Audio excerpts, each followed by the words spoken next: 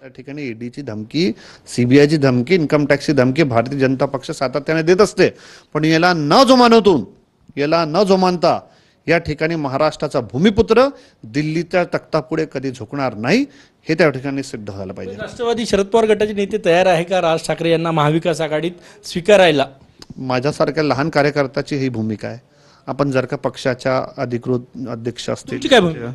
माझी भूमिका हीच आहे की उद्धव ठाकरे साहेब असतील, राज ठाकरे साहेब असतील, यांनी आपल्यामध्ये समझोता करून जर का महाविकास आघाडीमध्ये आले तर निश्चित रूपाने एक चांगलं चित्र या ठिकाणी दिल्ली विरुद्ध महाराष्ट्र हे लोकांपुढे येईल.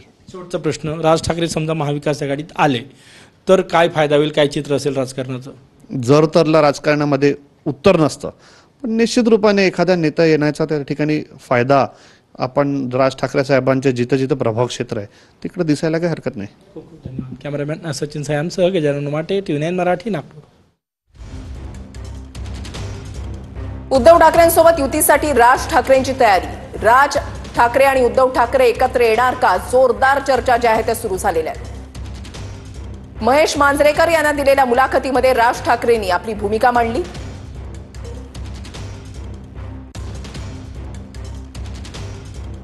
राज ठाकरे यांनी यावेळेला म्हटलेलं आहे की सर्व मतभेद किंवा काही किरकोळ भांडणं असतील ती बाजूला ठेवायला तयार आहोत, कारण महाराष्ट्र हा फार मोठा आहे असं राज ठाकरेंनी म्हटलं.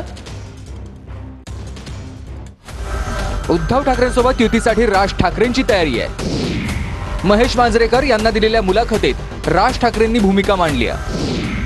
आमच्यातली भांडणं वाद छोटे आहेत आणि महाराष्ट्र खूप मोठा आहे असं राज ठाकरे म्हणाले. मी सोबत काम करावं ही उद्धव ठाकरेंची इच्छा आहे का असा सवाल राज ठाकरेंनी केला.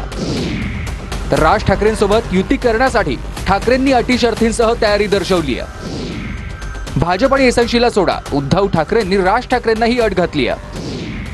किरकोळ भांडणात बाजूला ठेवायला मी देखील तयार आहे असं उद्धव ठाकरे म्हणाले.